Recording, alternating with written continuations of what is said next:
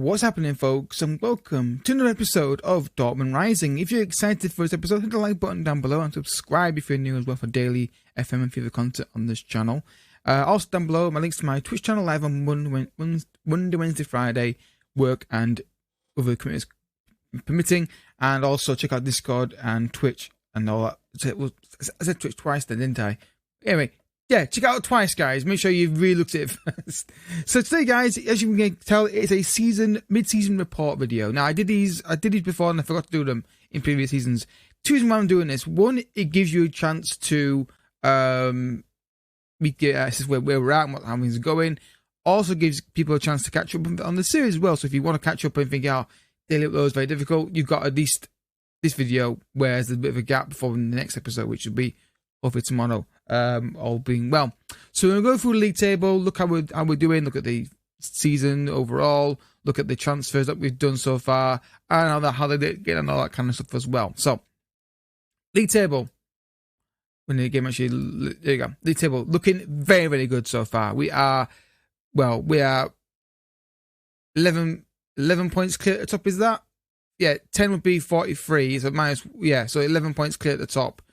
We are in a great position in the league. I want to get this league, if this continues, won pretty quickly so we can focus on Champions League. The problem with Champions League is we've got a massive issue with the draw.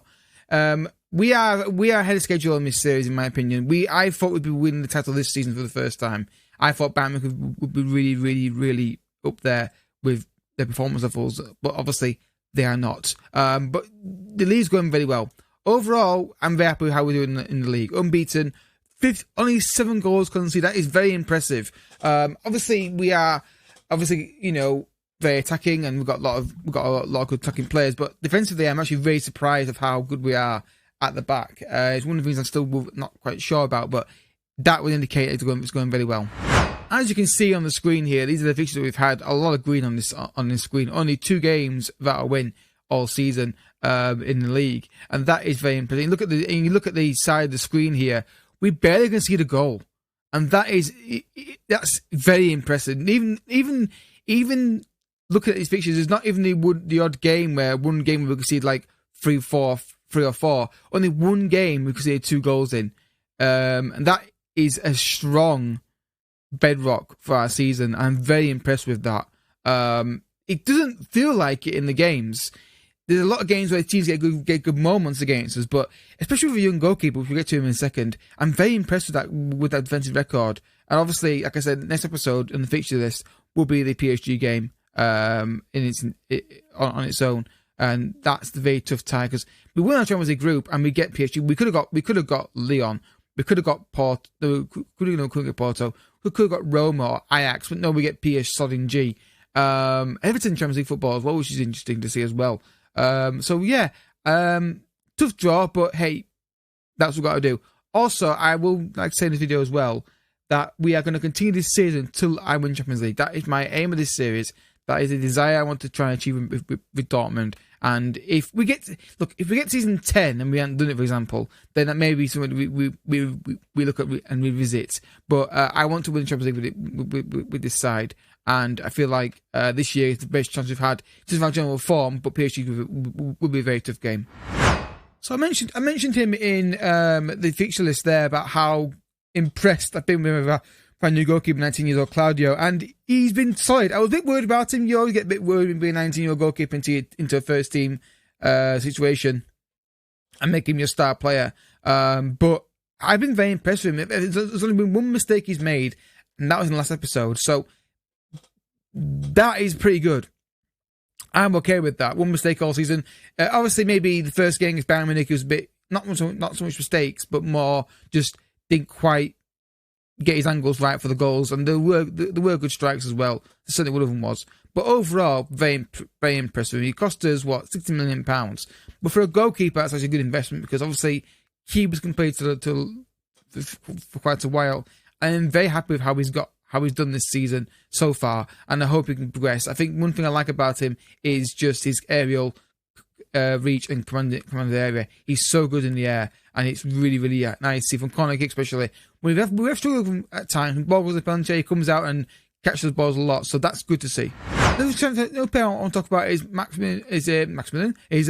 Alexander Arnold. Again, just been very solid, and defensively not too bad either, but attacking wise has that ability. He's got 8 assists this season, but his general play and its attacking threat is very handy down that side. It gives a right wingers a bit more help down that side. I think with Kyle Pereira, whilst I like him a lot, I feel like he's not really as good as this guy is at attacking. And Arnold, it was a transfer that we did, in case you're new to the series, that we just did because it came available. It wasn't a player I was looking to sign, but then suddenly I was scouting right backs, and just he came up and I thought, oh wow, okay, that's a really good idea. I'd never managed him before, so it's kind of I thought it was a good idea. Another player I would look at is Aliv, and he's been playing a lot at left back this season due to the injured Tagliafico. And I'm starting to feel like maybe he's just not going to develop into the fullback we thought he would. Now, someone I put this in a Discord, a very big YouTuber's Discord for his region scouting or region videos, and the reaction I got was not negative for Stretch Imagination. It was like people saying, he could be good. He could be a good centre back, and I agree. He could be. I think this guy. I think looking at his ability, I feel like we can do better. But he's been fine. He's been solid. But I feel like a left back is something I could look at. I like his jumping reach and his strength. I think I agree. A centre back option is probably better for him. And I may try and retrain him in that position, but it's not something I've ever had success with in the past. So if we just look at this and try and make him a central defender, what would we make him? Just a defending centre back. I just feel like maybe we can try and make him a central defender, because I feel like he's not got good crossing ability and dribbling ability, but heading's good, tackling's good, marking's not bad, and he's got good strength, not pace, but bad dribbling reach as well. I feel like it would be better set back, but I think it could be tricky. I've never had much success in doing that, making a player from left back to centre back, for example, in this case. So maybe something we can try and do, but I think a left back is something I'm going to look at signing. It's no surprise that our top goal scorer in the season is in Haaland with 32 goals. And I mean, this guy is just a phenomenon. He's best world player of the year for the last 4 years. Man City obviously want to sign him. I'm not going to let him go. He's not going anywhere, dude. He's staying around as much as I can keep him. I'm a bit wary now about the situation, because his contract, he's on like 300 grand a week, and I don't really want to pay him more than that, because then you get to, but he does earn that. He does earn that money. He's got 32 goals. I'm in January, so this could be a problem down the line. But if I do sell him, it will not be in January, obviously, because near the end of January now. It will be in the summer where I sell him, and he'll get a massive fee for him, and hopefully we can invest in the team. Elsewhere in the team, you look at the wingers who mainly play a lot of football. Demir's got 12 goals this season, which is good to see. We've got Sancho as well on 13 goals this season. So I think in terms of the goal return we've got this season so far, it looks bad compared to Haaland, but Haaland's is just a freak of nature. When you look at the goals, if 22 appearances, 13 goals, 22 and 12, that's fine. Bruno Fernandes, I'd like to get more goals, but even though he's only got 6 goals, he's got 15 assists. So he's doing that. That's fine. I don't mind my attacking midfielders not getting lots of goals if they're getting assists. If they're getting a lot of assists, if that makes sense. So that's basically what I would say about Bruno Fernandes. In terms of players like Renier and that kind of thing, Renier he's got the problem of, we've got Demir, who's so good. Nothing wrong with this guy at all. But again, you look how much you paid for him, £60 million. Interest in him from Arsenal. We will get a profit on him if we have to sell him. I don't want to, but I might give him a new contract just to keep him around, because I would like to try and rotate a bit more. Renier and Demir, I don't mind either of them playing there really, but yeah, Renier is something that we could keep an eye on long-term future. Another player that is starting to worry me a little bit, and it may be down to me not playing him as much, is Jude Bellingham. He's worth a lot of money. I don't know if he's worth selling or keeping. I really don't. I think he's a good squad player, but Bruno's ahead of him, and that's the thing. I think what may happen with Bellingham is when we get the league title confirmed, if we do near the back end of the season, play Bellingham in the league games more and try and see if he can play like I might play him in like 5 games in a row just to see how he gets on. I could do that now if I wanted to, but I want to get the league title won first and secured. But Bellingham is a really good player. I like him a lot, but it's just he's got Bruno in front of him, and that's the biggest issue for him. But like I said again, look at the fee we've got, valuation we got for him. We can sell these players for a good amount of money if we have to or forced to, and reinvest in the team accordingly. Quick review of the season. For you guys, what we're here for. League title is very much in our hands right now, but obviously that can change by run of form. The Champions League is PSG, very tough tie to get through. The Deutsche Pokal is something that I would like to win, and we've got Augsburg in the next round. You're thinking we should go through that tie. Bayern Munich is still in the competition, so we've got to keep an eye on those. But I think we can win that, and the Super Cup, obviously, we finished runner up in that game, just Bayern Munich. So we're in a very good position. Our expectation this season was to challenge for the title and get to the quarterfinal Champions League. But I think if we're to lose that tie against PSG, I don't think it's going to be much of an issue because they're going to say it was PSG is expected.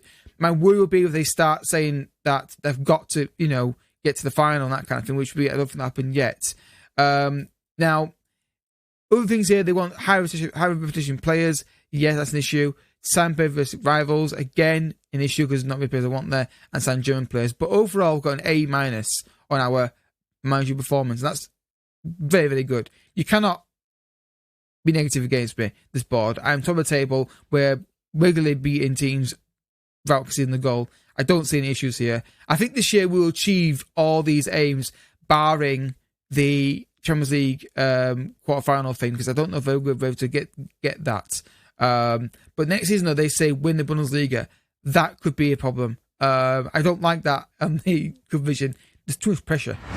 So in terms of our youth system, guys, in case you're wondering what's going on there, we've got a lot of good young talent in here. Well, he's a couple. Look at this again, another striker here that has got a lot of pace and potential, but not quite sure he's going to make it due to lack of options, lack of chances to get in.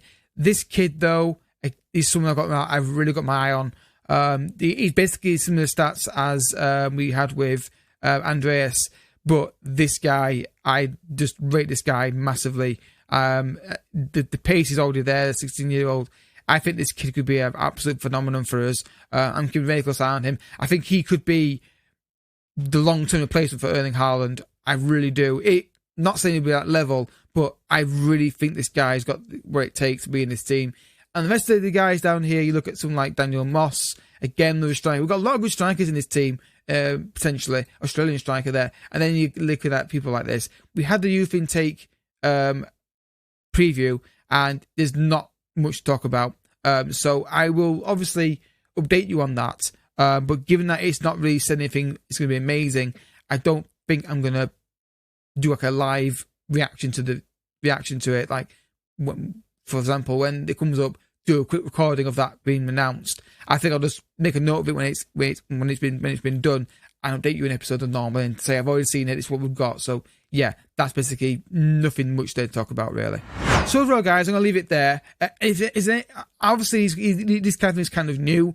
So let me know in the comment section what you want to see, what you want to see in mid-season reviews. Obviously, I could add more leagues on. We could look at other leagues as well if you're interested in that. Anything I missed out here, you think, oh, it'd be cool to show this, let me know. Next episode will be PSG, again, in the Champions League, first knockout round, first leg. Obviously, like I said as well, Sundays are my day off, so there's no uploads on Sundays, so you'll have more time to catch up if you've missed out on episodes or you're a bit behind, which I know I'm behind. I'm behind on loads of series in my episodes, in my YouTube watching. Also, don't forget, guys, any feedback is welcome in the comment section. One thing I will say is, guys, my speech, there's no need to feed that. Okay, there you go, prime example of it there. There's no need to feed that back. I'm aware of it. I cannot help it. It happens at work, in personal life as well. So it's something that's just me. It's just me, unfortunately. So yeah, let me know, guys, in the comment section about anything I can improve. anything I can improve on. This is a good time to improve on series, guys, because obviously we're now established on this series and we can try things out, and the hardcore people who are here will want to give feedback, I would hope so anyway. So, and obviously we're planning for next FM and making sure we can, any issues right now, I want to try and iron them out and improve the content every video or every month or whatever. So yeah, don't forget, guys, if you've enjoyed it, I hope you have, hit the like button down below, subscribe if you're new as well, and don't forget to check out the FIFA series as well, and also the Twitch streams on Monday, Wednesday, Friday. Didn't stream on Monday due to back issues. Still got back issue right now, but hopefully better for Wednesday. But thanks for watching. See you next time. Bye bye.